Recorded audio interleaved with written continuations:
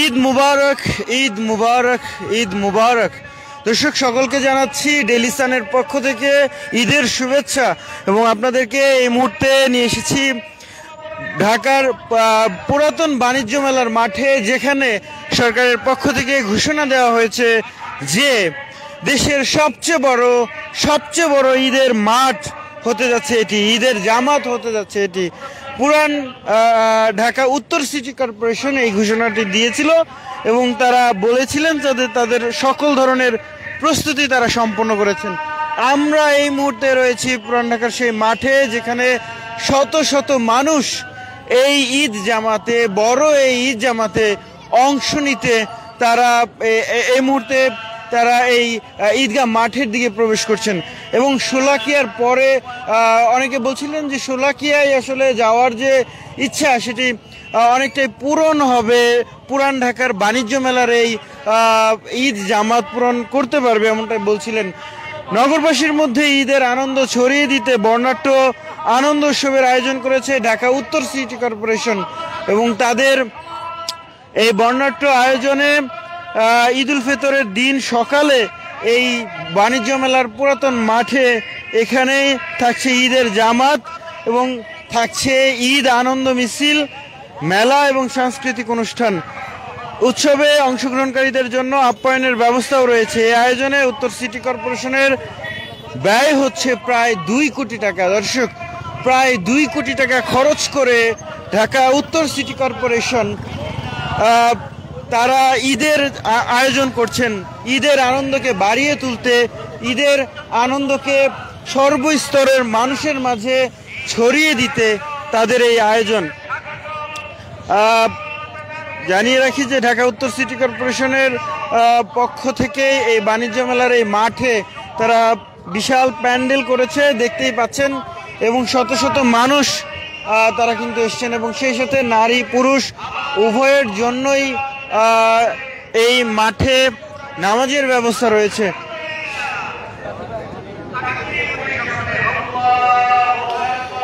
ঈদের দিন সকালে আগারগাঁওয়ের এই আগারগাঁওয়ের চীন মৈত্রী সম্মেলন কেন্দ্রের পাশে পূর্ণ বাণিজ্য মেলার মাঠে এই ঈদ জামাতটি হবে। সেই সাথে সাথে জামাত শেষে মাঠ থেকে শুরু হবে ঈদ আনন্দ মিছিল। মিছিলটি আগারগাঁওয়ের প্রধান সড়ক হয়ে খামারবাড়ি মোড় হয়ে মানিক মিয়া এভিনিউতে জাতীয় সংসদ ভবনের দক্ষিণ প্লাজার সামনে শেষ হবে। সেখানে সংক্ষিপ্ত পরিসরে হবে সাংস্কৃতিক অনুষ্ঠান এবং অংশগ্রহণকারীদের জন্য থাকবে সেমাই এবং মিষ্টির ব্যবস্থা। দেখছেন সরাসরি আমরা একটু মাঠের দিকে প্রবেশ করি। কড়া নিরাপত্তা রয়েছে এবং আইনশৃঙ্খলা রক্ষাকারী বাহিনীর সদস্যরা এখানে দায়িত্ব পালন করছেন এবং সেই মিছিলে আনন্দ উৎসবের অংশ হিসেবে চীন মৈত্রী সম্মেলন কেন্দ্রের 2 দিন ব্যাপী আনন্দ মেলার আয়োজন করা হয়েছে এবং ঈদের দিন এবং পরদিন সকাল 9টা থেকে 5টা পর্যন্ত এই মেলা চলবে। মেলায় উদ্যোক্তা ও ব্যবসায়ীদের 100টি স্টলের পাশাপাশি শিশুদের জন্য নাগরদোলা এবং অন্যান্য সরঞ্জাম রয়েছে এবং আজকে ঈদের নামাজ 8:30টায় অনুষ্ঠিত হবে। দর্শক, দেখছেন আগারগাঁওয়ের পুরাতন বাণিজ্য মেলার মাঠ। আমি যদি একটু দেখানোর চেষ্টা করি বড় করে, পুরো জায়গাটিতে দেখছেন শত শত মানুষ, কয়েক হাজার মানুষ, কিন্তু হাজার হাজার মানুষ তারা এসে উপস্থিত হয়েছেন বিভিন্ন জায়গা থেকে। ঢাকায় যারা ঈদ করেন সাধারণত তারাই এসে উপস্থিত হয়েছেন এবং শুধু মূল প্যান্ডেলটি নয়, প্যান্ডেলের বাহিরেও কার্পেটের ব্যবস্থা রয়েছে। যারা আসলে মূল প্যান্ডেলে জায়গা পাবেন না, তারা এই আগারগাঁওয়ের এই পুরাতন বাণিজ্য মেলার মাঠের সামনে যে কার্পেট রাখা হয়েছে সেই কার্পেটে কিন্তু তারা নামাজ আদায় করতে পারবেন। 8:30টার সময় এই মাঠের ঈদের জামাত অনুষ্ঠিত হবে। আর কিছু সময় বাকি, এরই মধ্যে এখনো কিন্তু প্রচুর মানুষ তারা কিন্তু আসছেন। আমরা দেখতে পাচ্ছি মানুষের যে অংশগ্রহণ, বলা চলে যে স্বতঃস্ফূর্ত এক অংশগ্রহণ আগারগাঁওয়ের মাঠে। প্রায় 2 কোটি টাকা খরচ করে ঈদের যে আনন্দ সেটি নগরবাসীকে ছড়িয়ে দেওয়ার জন্য বেশ কিছু পদক্ষেপ নিয়েছে ঢাকা উত্তর সিটি কর্পোরেশন। এবং এর মধ্যে আনন্দ মিছিল ও সাংস্কৃতিক অনুষ্ঠান, ঈদের জামাত শেষ হবার পরেই শুরু হবে আনন্দ মিছিল। মুসল্লিদের পাশাপাশি আনন্দ মিছিলে বিভিন্ন ধর্ম ও জাতিগোষ্ঠীর প্রতিনিধিদের অংশগ্রহণ থাকবে এবং বাণিজ্য মেলাটির আগারগাঁওয়ের প্রধান সড়ক হয়ে সেই মিছিলটি প্রধান সড়ক হয়ে খামারবাড়ি মোড় হয়ে মানিক মিয়া এভিনিউতে সংসদ ভবনের দক্ষিণ প্লাজার সামনে গিয়ে শেষ হবে। এবং ঢাকা উত্তর সিটি কর্পোরেশন আরও জানিয়েছেন যে আনন্দ মিছিলে বাদ্যবাজনা বাজাবেন 150টি ব্যান্ড দলের সদস্যরা। অংশগ্রহণকারীদের হাতে থাকবে ঈদের শুভেচ্ছা ও সচেতনতার বার্তা সংবলিত 1000 প্লে কার্ড। আনন্দ মিছিলের অগ্রভাগে 5টি সুসজ্জিত ঘোড়া রাখা হবে এবং মিছিলের সঙ্গে থাকবে 15টি ঘোড়ার গাড়ি, তাতে চড়ে অনেকে অংশ নিতে পারবেন আনন্দ মিছিলে। পাশাপাশি মুঘল ও সুলতানি আমলের ইতিহাস সংবলিত 10টি পাপেট শো রাখা হবে। আনন্দ মিছিল থেকে ন্যায্য ঢাকা শহর গড়ার বার্তা দেওয়া হবে। সংসদ ভবনের দক্ষিণ প্লাজার সামনে গিয়ে শেষ হওয়ার পর সেখানেই সংক্ষিপ্ত একটি সাংস্কৃতিক অনুষ্ঠান হবে এবং এতে গান পরিবেশনায় থাকবেন বাউল শিল্পীদের পরিবেশনা এবং অনুষ্ঠানের সময়ে সাধারণ মানুষের আপ্যায়ন করা হবে এবং সাংস্কৃতিক অনুষ্ঠানের উপভোগের পাশাপাশি সাধারণ মানুষ এ সময় সেমাই ও মিষ্টি খেতে পারবেন। এবং সেই সাথে 2 দিন ব্যাপী মেলার আয়োজন করা হয়েছে বা চিনমৈত্রী সম্মেলন কেন্দ্রে এই মেলার আয়োজন করা হয়েছে, যেটি 100টি স্টল থাকবে, 100টিরও বেশি, এবং 2 দিন এই মেলা চলবে 10টা থেকে 5টা পর্যন্ত। ঢাকা উত্তর সিটি কর্পোরেশনের এই মেলায় শিশুদের জন্য থাকবে নাগরদোলা সহ আরও বিভিন্ন আনন্দ উপভোগ করার জিনিস। এবং বাঙালি মুসলমানের ইতিহাস ও সংস্কৃতি ফিরিয়ে আনতেই ঈদ আনন্দ উৎসবে আয়োজনে ভিন্ন উদ্যোগ নেওয়া হয়েছে। দর্শক, সরাসরি দেখছিলেন ডেইলি সানে, আপনাদের সঙ্গে ছিলাম শেখ নাসিরউদ্দিন। আর কিছুক্ষণের মধ্যেই জামাত অনুষ্ঠিত হবে এবং সেই প্রস্তুতি কিন্তু চলছে। আমরা দেখানোর চেষ্টা করছিলাম যে বিভিন্ন জায়গা থেকে মানুষ এসছেন তারা, এবং এই জামাতে অংশ নিতে একটু কথা বলি। কোথায় থেকে এসছেন? আমি আসছি আগারগাঁও থেকে। আচ্ছা, এই যে বড় একটি জামাত অনুষ্ঠিত হচ্ছে, এটা কেমন লাগছে? না, আলহামদুলিল্লাহ বিশাল। হ্যাঁ, বিশাল, খুব প্রয়োজন, খুবই প্রয়োজন এটার। তার কারণে আমরা ছোট ছোট মসজিদে নামাজ পড়ি, আর এখানে ঈদগাহ তো নাই। এটা বিশাল একটা পাওয়া পাইলাম আমরা। ঢাকা শহরে খুব বেশি এরকম খোলা মাঠে ঈদগাহ করা হয় না। আগামী দিনগুলোতে কি দাবি আপনাদের? না, এইটা আসলে এরকম যদি ঈদগাহ যদি হতো তাহলে মানুষের অনেক সুবিধা হতো। একটা ঈদগাহ মাঠের প্রয়োজন। দর্শক দেখছিলেন, তারাও বলছিলেন আসলে খোলা মাঠে বড় জায়গায় সাধারণত ঢাকা শহরে খুব ঈদের নামাজে পড়ার যে জায়গা সেটি কিন্তু নেই, এবং যার ফলে জাতীয় ঈদগাহেও অনেকেই আসলে নিরাপত্তার কারণে এবং জায়গার স্বল্পতার কারণে কিন্তু অনেকে অংশ নিতে পারেন না। তবে একটু কথা বলি, ঈদ মুবারক। দর্শক, সরাসরি দেখছিলেন, আমরা দেখেছিলাম বিসিবি প্রেসিডেন্ট ফারুক আহমেদ, তাকে আমরা দেখলাম আগারগাঁওয়ে, তিনি এসেছিলেন, আমরা কথা বলার চেষ্টা করছিলাম, তিনি সাড়া দেননি এবং দেখছেন যে তিনি কিন্তু আগারগাঁওয়ের ঈদগাহ মাঠে তিনি এসেছেন এবং আমরা দেখানোর চেষ্টা করছিলাম সেই সাথে। এবং শুধু আগারগাঁওয়ের এই ঈদ জামাতে তিনি নন, আরও অনেক তারকা থেকে শুরু করে প্রশাসনের বড় বড় কর্তা ব্যক্তিরা এই নামাজে, এই ঈদের জামাতে অংশ নেবেন এমনটাই জানিয়েছিলেন।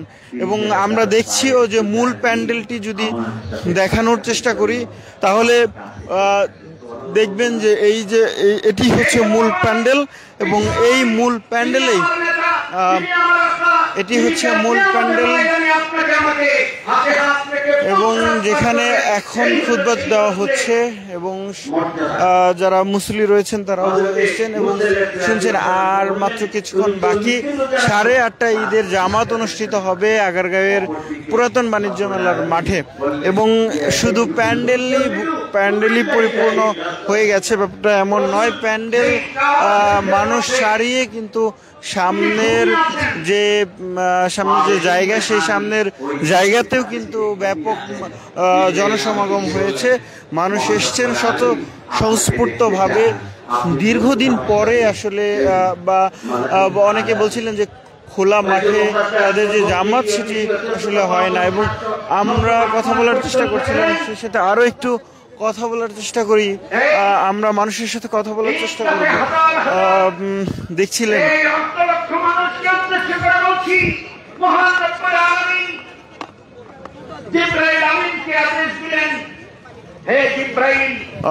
অনেকেই এই জায়গাটিতে যে কার্পেট সেই কার্পেটটি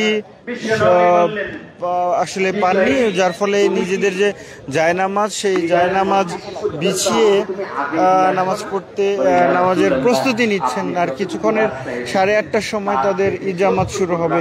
বিভিন্ন জায়গা থেকে তারা এসছেন দেখছিলেন।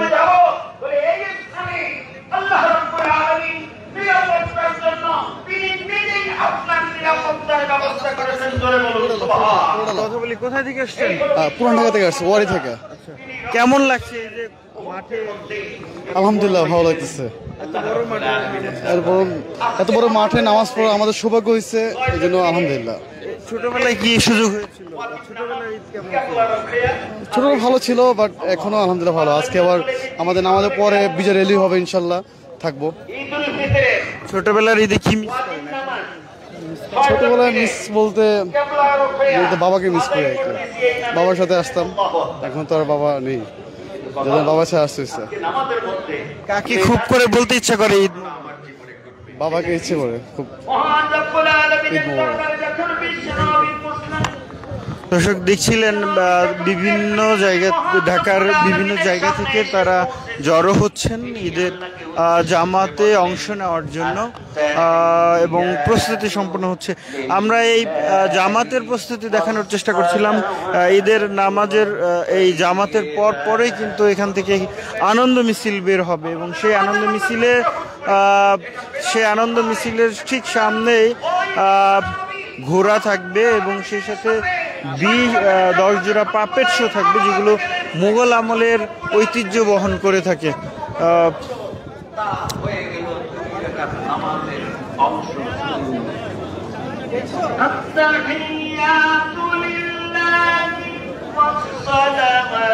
একটু কথা বলি, কোথায় থেকে আসছেন? সরি, কোথায় থেকে আসছেন? আমি নাখালপাড়া থেকে আসছি। কেমন লাগছে এই যে বড় একটি মাঠে? জি আলহামদুলিল্লাহ, অনেক ভালো লাগতেছে। এটা কি প্রথমবার কিনা ঢাকায়? না, ঢাকায় আমি অনেক বছরই, এখানে প্রথম। এরকম বড় মাঠে? হ্যাঁ, ঈদগাহ মাঠে প্রথম। এই মাঠে নামাজ পড়ার অনুভূতিটা কি?